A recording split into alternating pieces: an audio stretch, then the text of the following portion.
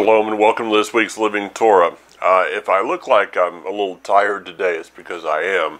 I had to go down to Atlanta, which is not my favorite place in the world to begin with. Atlanta Airport, which really is not my favorite place in the world, and pick up our son and daughter-in-law and grandson.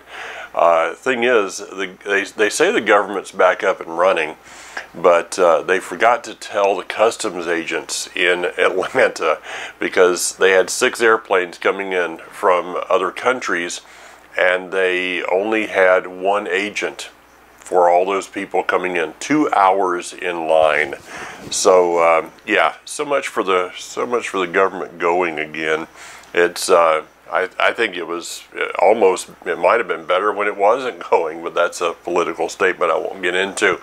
So, got an interesting WhatsApp the other day from someone in Israel. You know, I don't mention it right now as much when we get closer to a tour, and we do have a tour coming up, by the way, in Israel in September. So we have I think about 6 slots left. It's almost full. So if you'd like some information on that, go to our website. But when we're there, we do a lot of donations. You know, people are giving, and so I never really know where that's going to.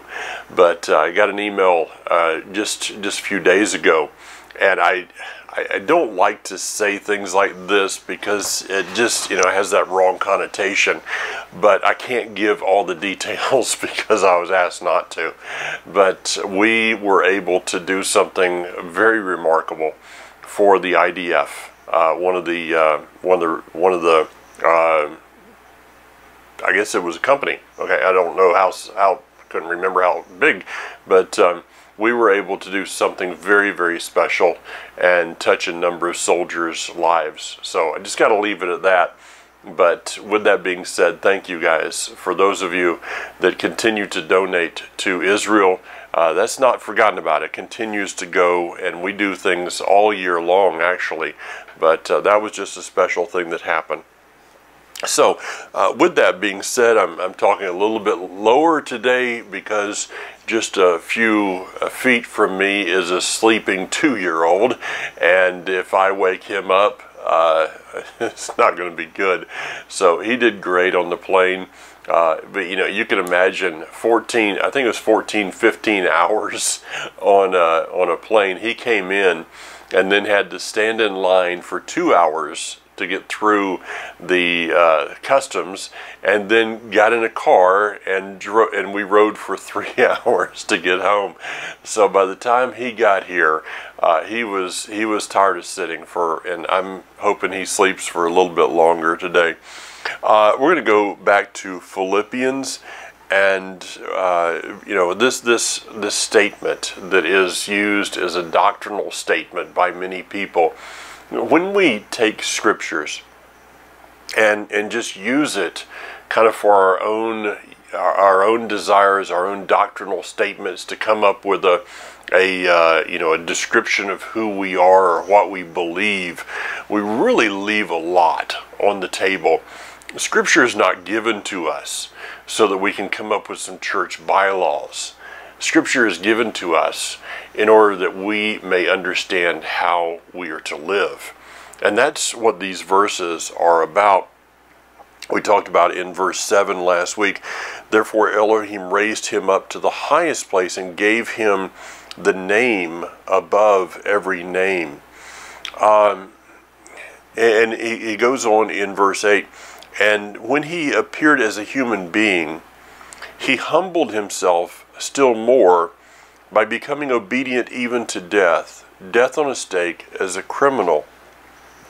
His life, though he emptied himself to, you know, I mean, trying to wrap our brains around this thing is not an easy task to begin with.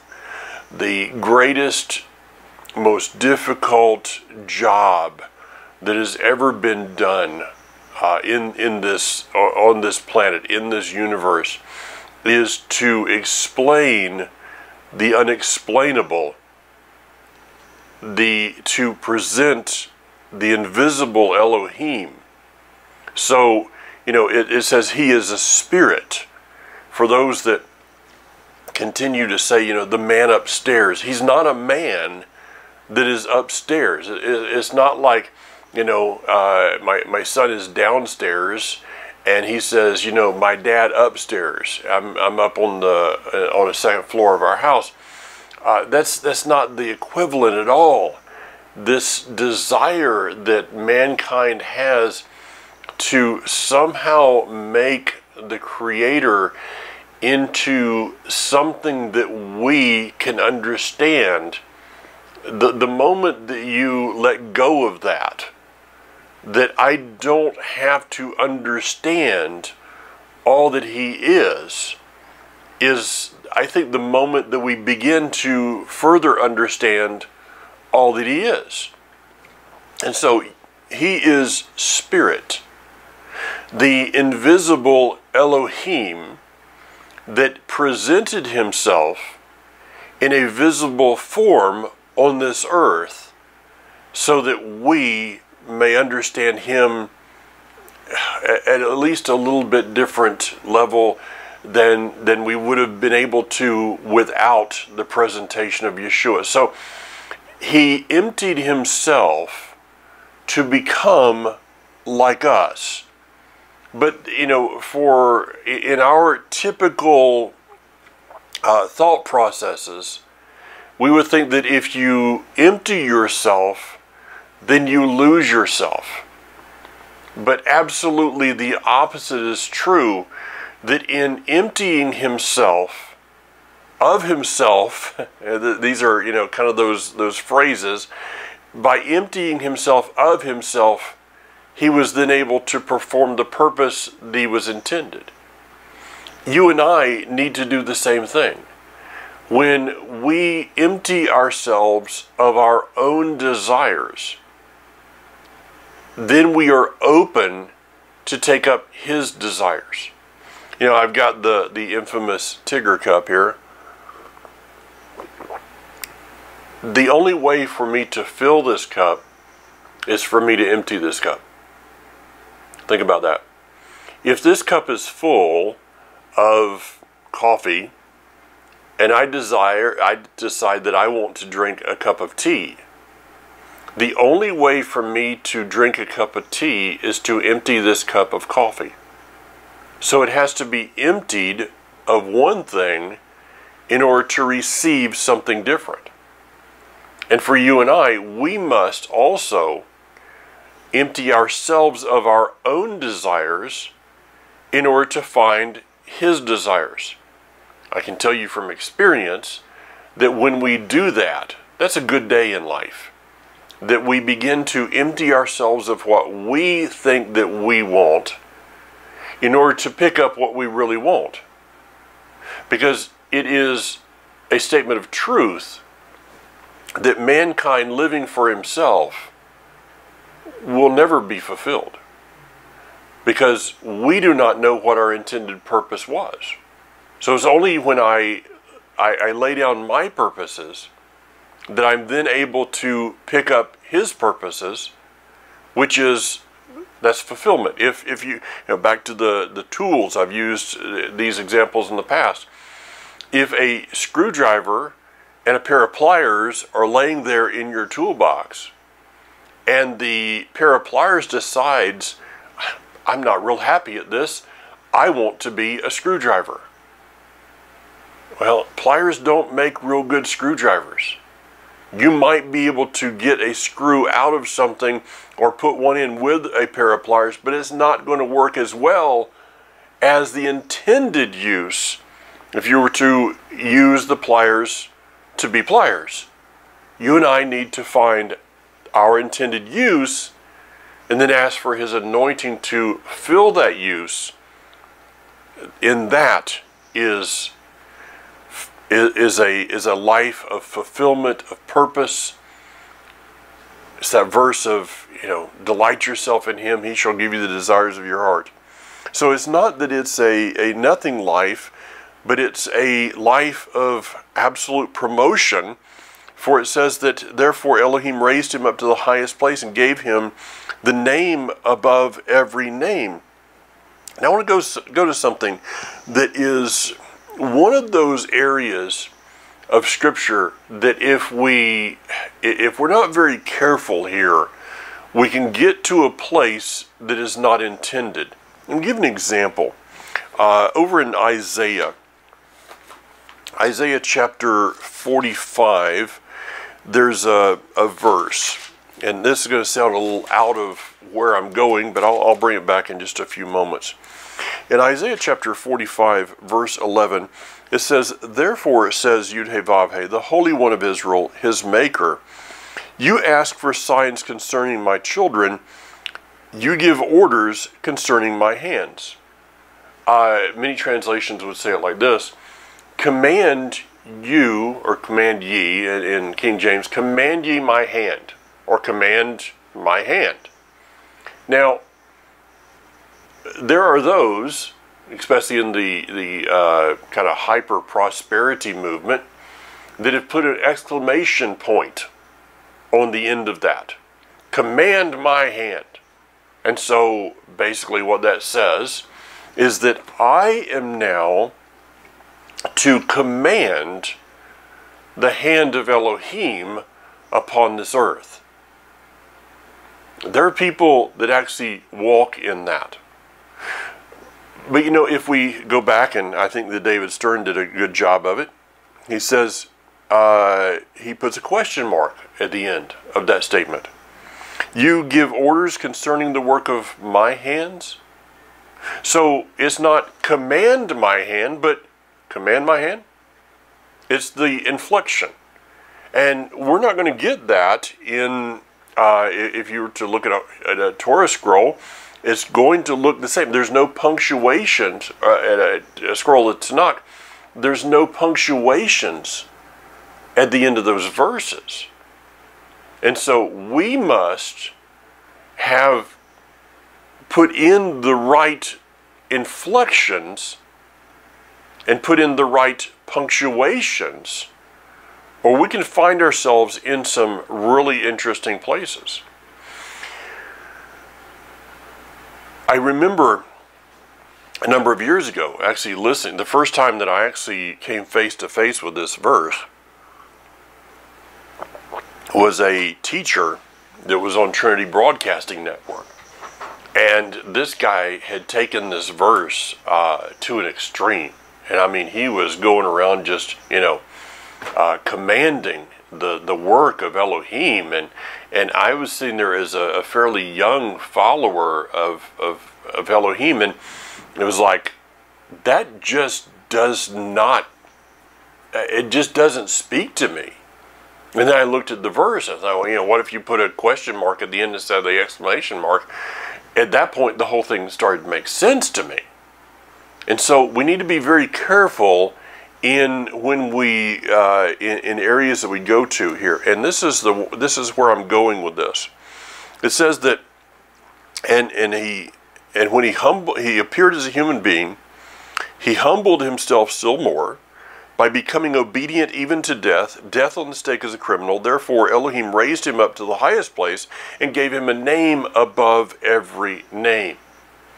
Now, let's go to the book of Yochanan, or John, and let's go to chapter 10. Okay, Yochanan chapter 10 and verse 33. Yeshua said, the Judeans replied, and this is the, let's go back up to 31. Once again, the Judeans, and this is not all of the Jews, okay? This is like putting everybody into the same place and just, you know, accusing everyone. It's not that every Jew living in the land of Israel was coming from wherever they were to this place and picking up stones to stone and to kill Yeshua. It's not even that every one of the religious leaders were. There was a sect, and I talked about this a lot when I was teaching on Yochanan. There was a sect that was out for their own power. I believe this was a fairly small group of people, but as we have seen in previous weeks in the United States, a very small group of people that are totally committed with everything that they have can do some pretty amazing things. And so it says, once again, the Judeans picked up rocks in order to stone him. Yeshua answered them, "You have seen me do many good deeds that reflect the Father's power. For which of these deeds are you stoning me?" The Judeans replied, "We're stoning you for any good deed. We're not stoning you for any good deed, but for blasphemy, because you who are only a man are making yourself out to be Elohim." Yeshua answered them, "Is it not written in the," and David Stern uses the word Torah, it should actually be Tanakh, "You are people of Elohim." If he called Elohim the people to whom the word of Elohim was addressed, and the Tanakh cannot be broken, then are you telling me that the one whom the Father set apart as holy and sent to you, the world, you are committing blasphemy just because I said I am a son of Elohim? So Yeshua is setting himself up. He says, because of the good deeds that I'm doing, he brings in this verse which says, you are Elohim.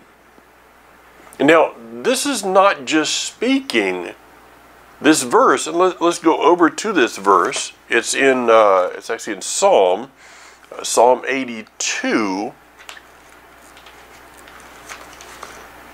Psalm 82, verse 6.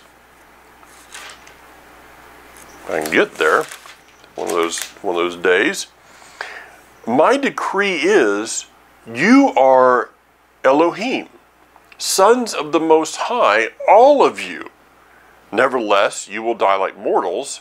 Like any prince, you will fall. So, what is he saying here? And just keep following me. Keep following. I know that I'm kind of dragging this through, but I want to make sure that you get what I'm saying here.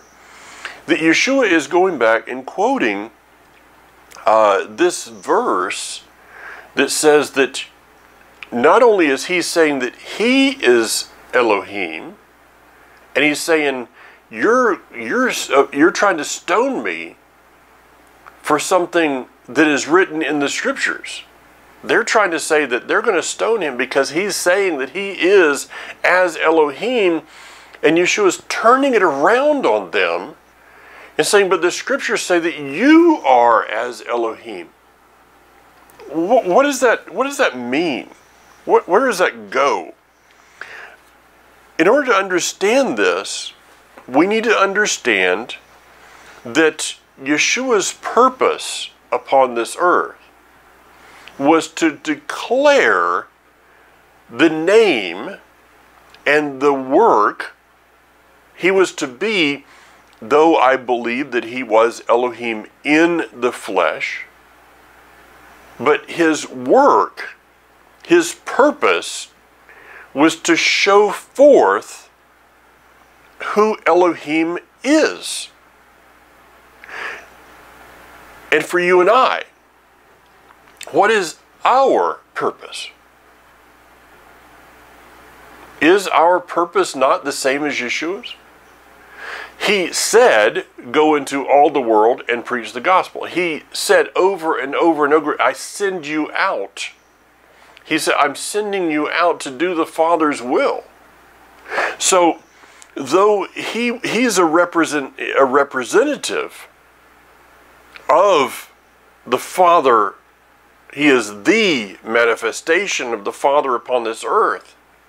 He now gives us the authority to be his representatives upon the earth, and that we are to operate under the same power as Elohim himself.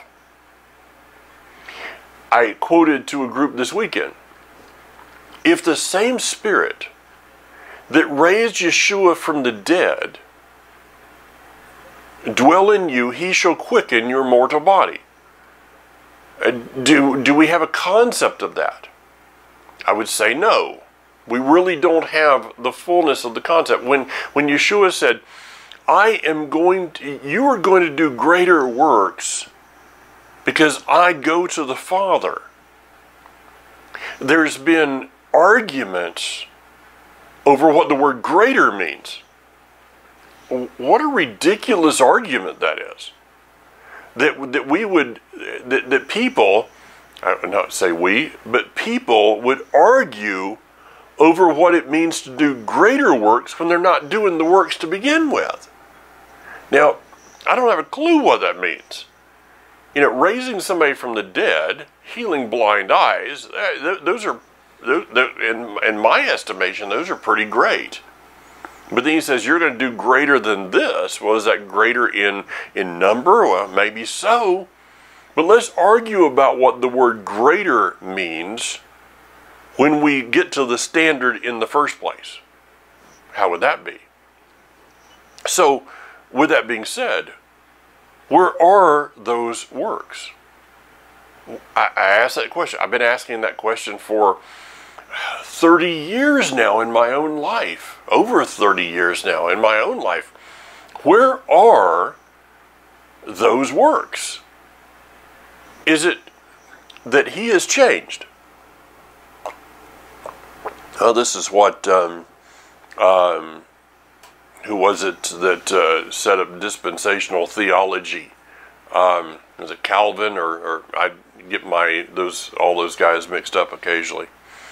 But Dallas Theological Seminary is the one that has really propagated the dispensational theology that says that the Father has operated in different millennia in different ways.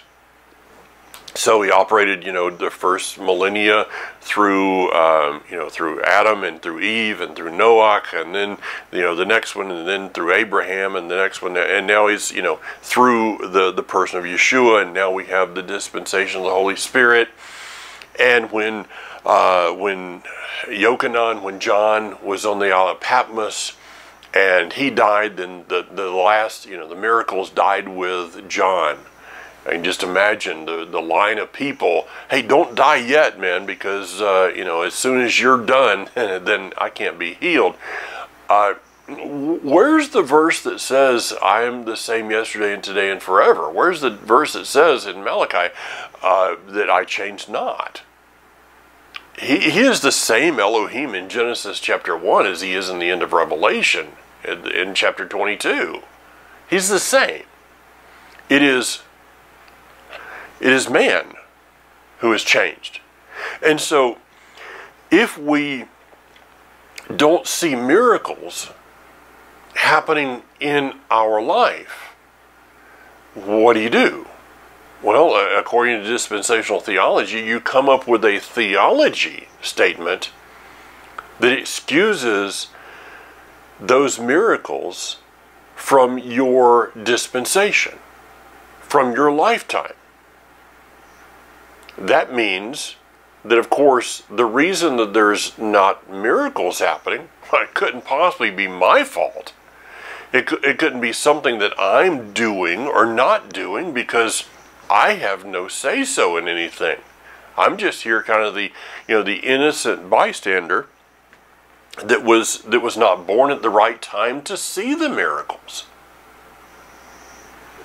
You really think I believe that? Absolutely not.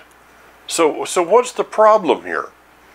The problem is that we don't see ourselves most of the time. I'm using the collective we, yes.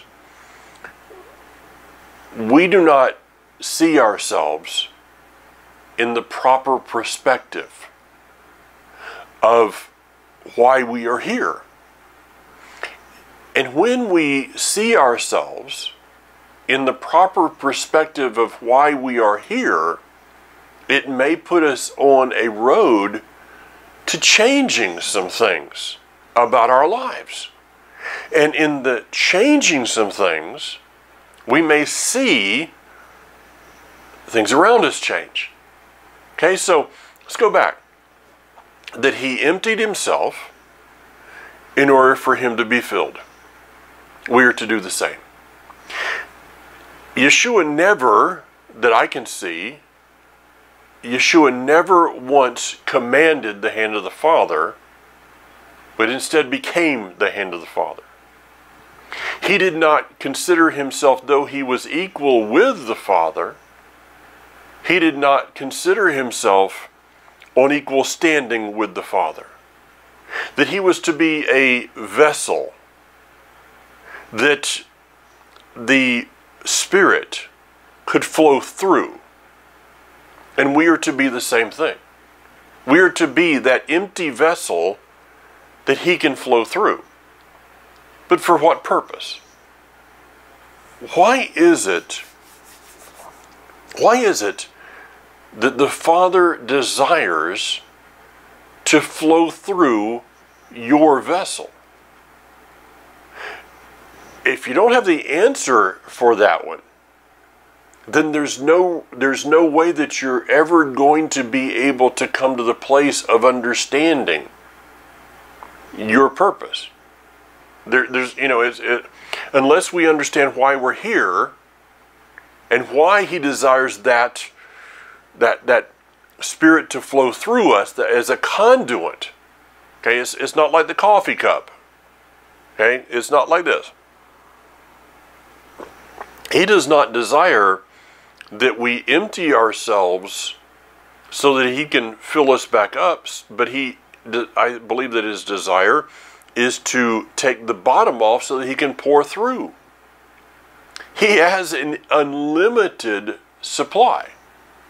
There's no end to his supply of his Spirit.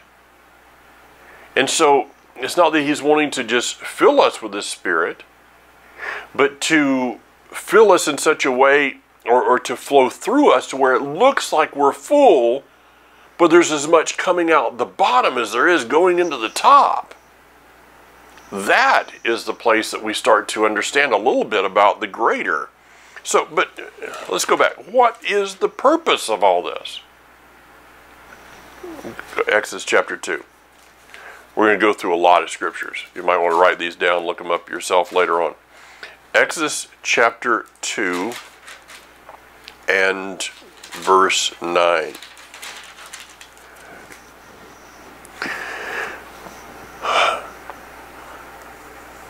Exodus chapter 2. That's wrong verse. Sorry about that. Need to go over to another one. I wrote down the wrong verse right there. I tell you, when it was a long day yesterday, and I was gonna just wait and record tomorrow, but I'm trying to spend some time with our children, and so I wanted to get this done today. I should have probably waited till tomorrow when I've had more sleep, but it's the way it goes. All right, it says in Isaiah chapter 48, verse 9, "Yet for the sake of my own reputation, I am deferring my anger. For the sake of my praise, I am patient with you, so as not to cut you off."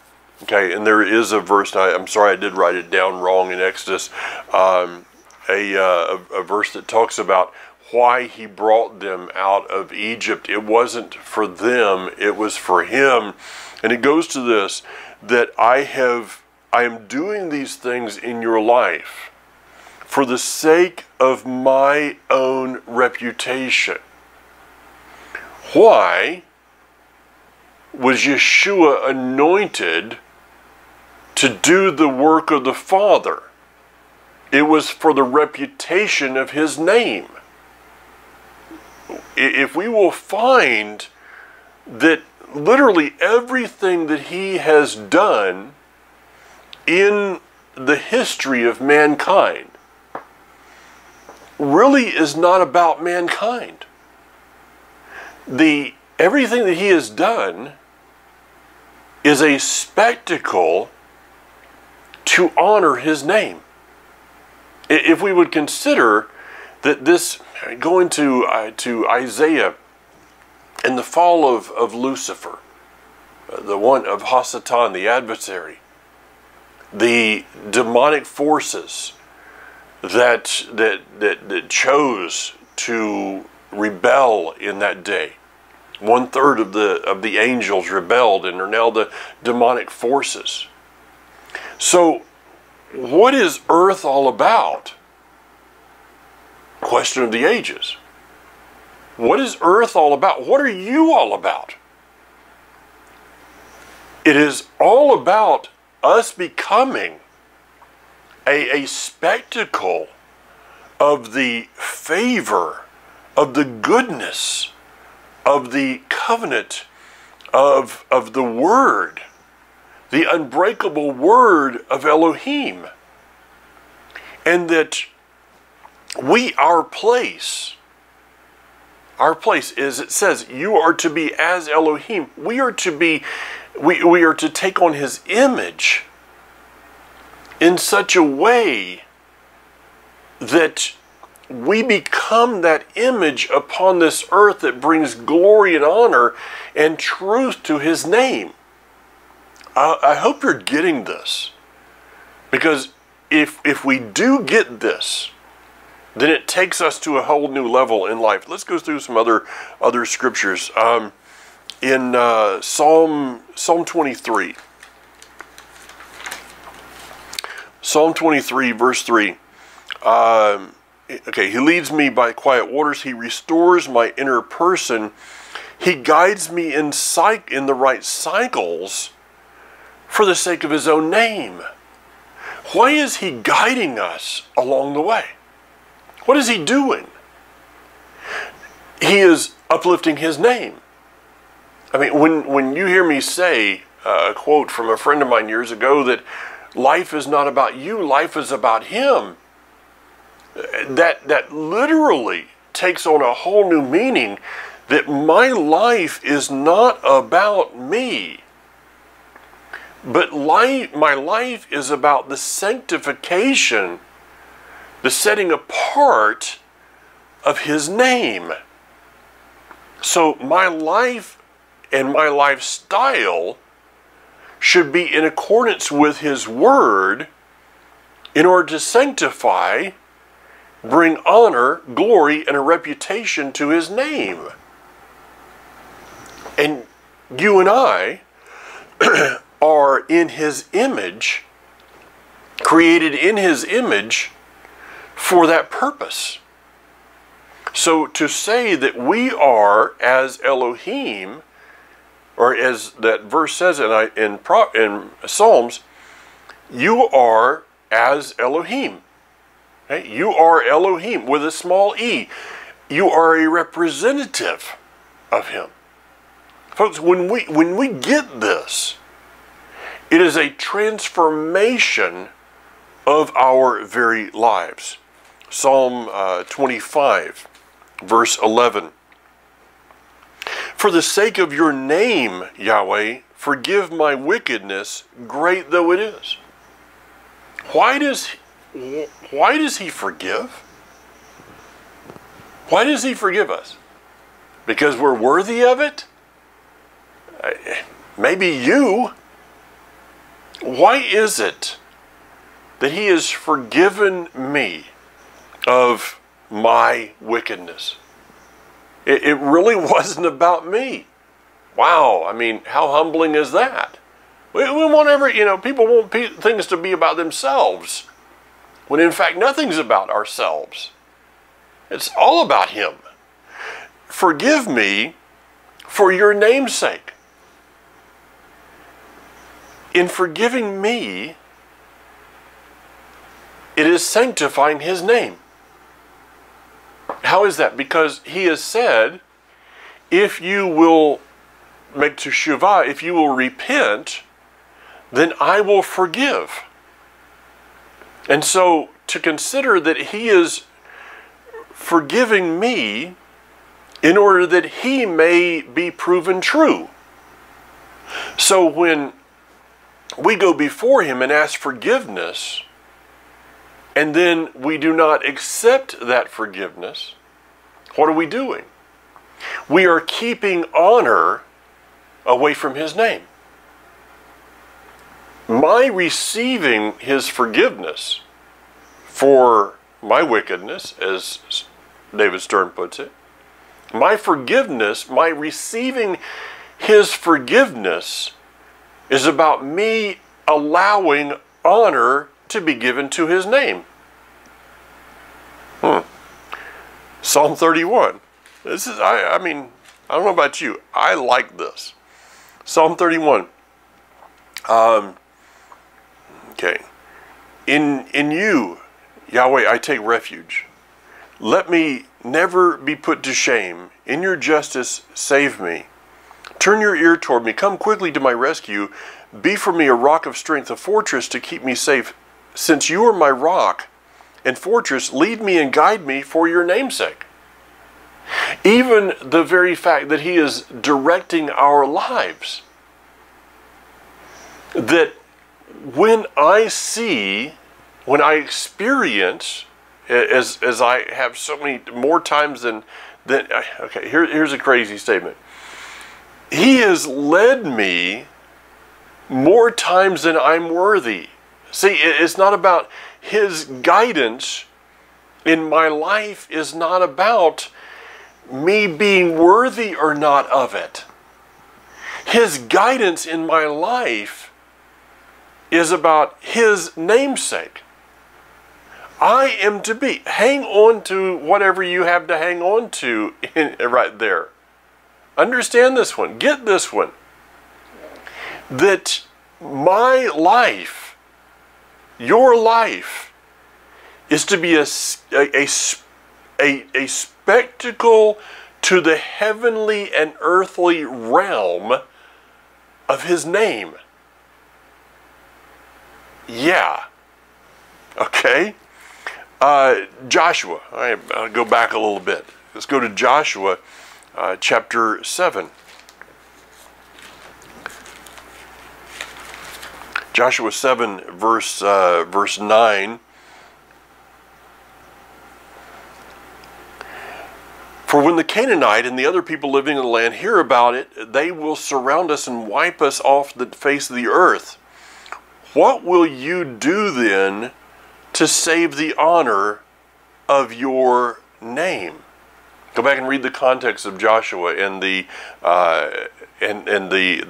what he's actually the setting that he's at right here. Joshua understood this amazing principle that he was becoming as Elohim.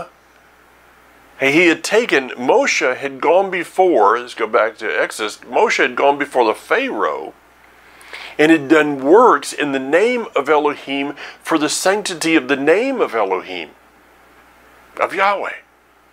And now Joshua, so Moshe had been as Elohim before Pharaoh. And now Joshua has that same, he got it. That baton was passed down very well from Moshe to Yeshua in that he got it, that when we go into this land and we do all of these things, it's about saving the honor of your name. Joshua knew that his success, don't miss this, his success in entering into the land of Canaan and destroying the enemies, the paganism, his success in doing that was about sanctifying the name of Elohim. Let's go to Ezekiel.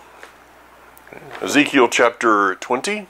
A couple more verses here, then I'm going to wrap it together. Ezekiel chapter 20, verse 44.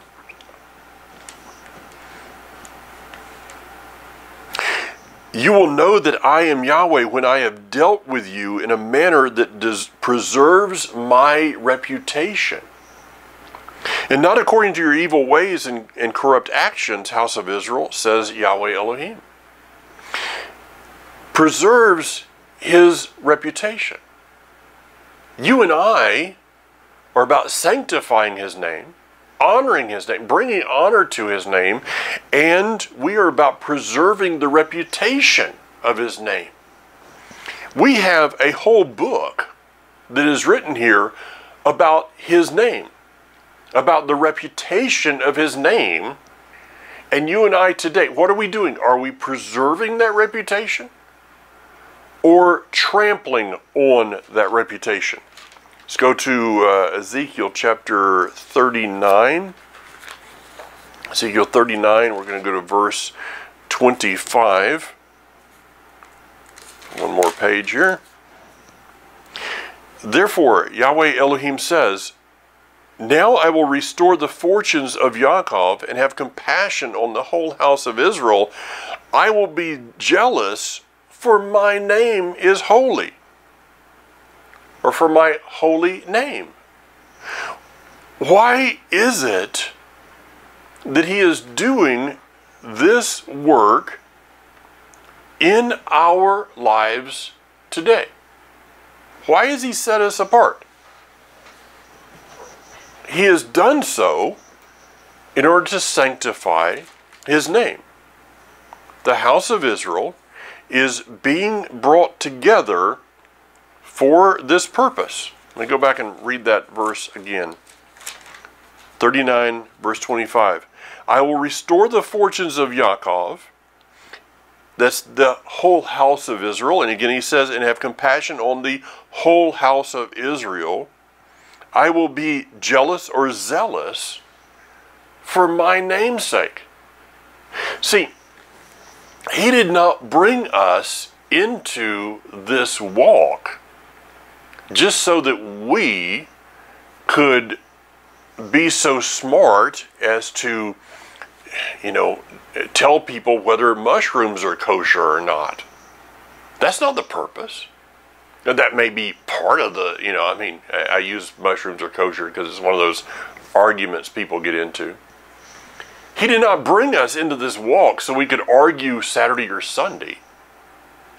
He didn't bring us into this walk so that we could argue new moons or whatever. He brought us in this walk in order to sanctify his name.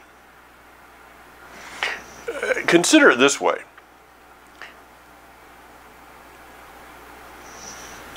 Why is it that a country sends an ambassador to another country? Why do we do that? It's not only about relationships, but it's about understanding. It's about the values of one country being set into another country in order to be.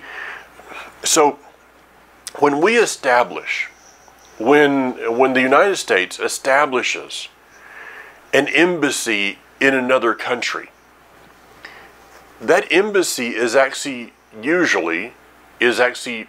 built on land that has been purchased.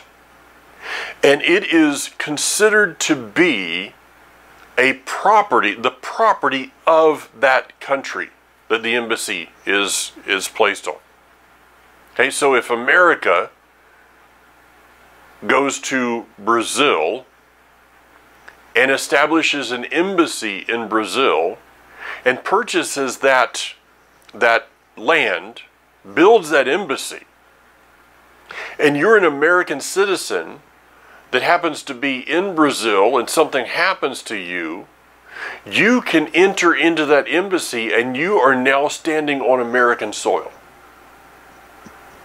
Because this land has been set apart, the same as the land in which it came from.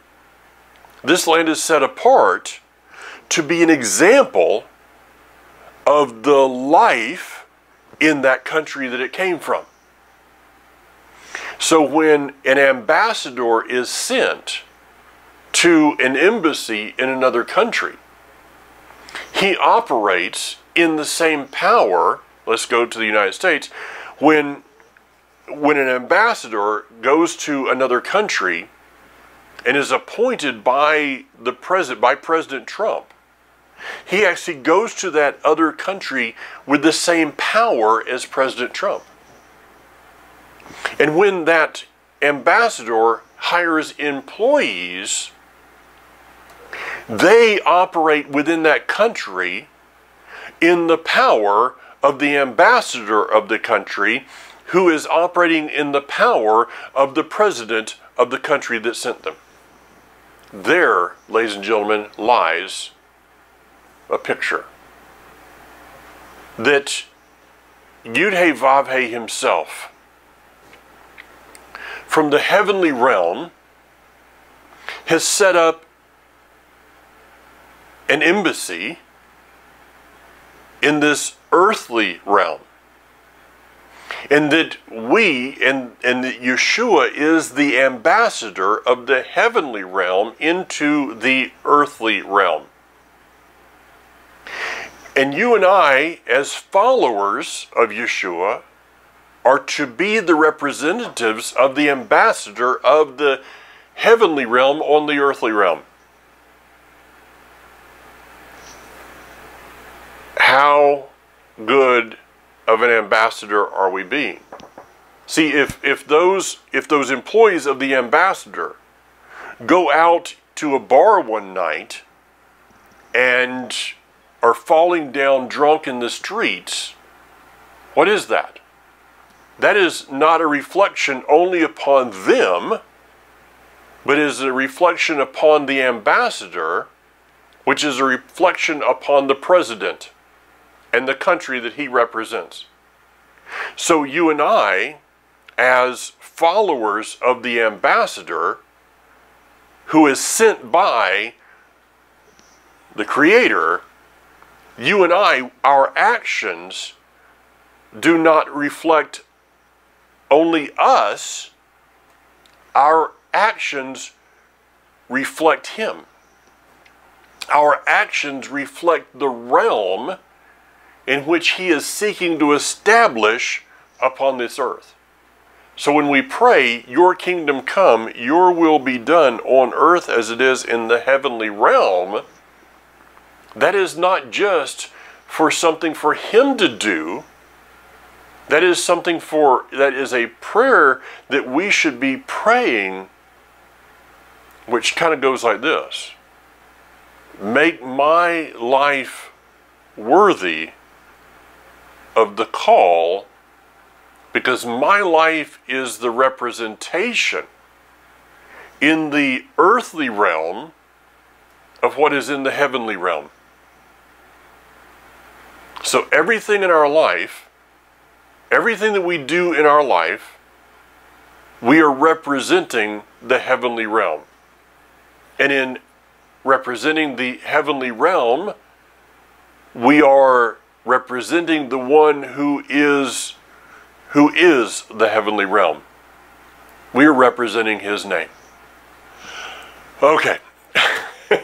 So, hope I gave you something to kind of ponder on a little bit there, think through, and maybe that's a place for us to up our life a little bit, because we really understand more about why we are here. Okay? Hopefully next week I won't have quite as much of a little. I'm tired. I need to go back to bed. Shavua Tov. Have a blessed, prosperous week. Bezrat Hashem. See you again next week. And until then, be strong. Yivarechecha Adonai v'yishmarecha. Ya'er Adonai panav elecha v'yichunecha.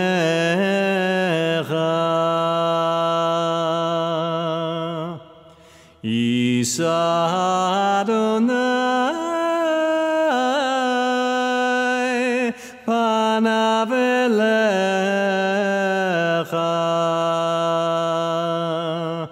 v'yasem lecha. Shalom.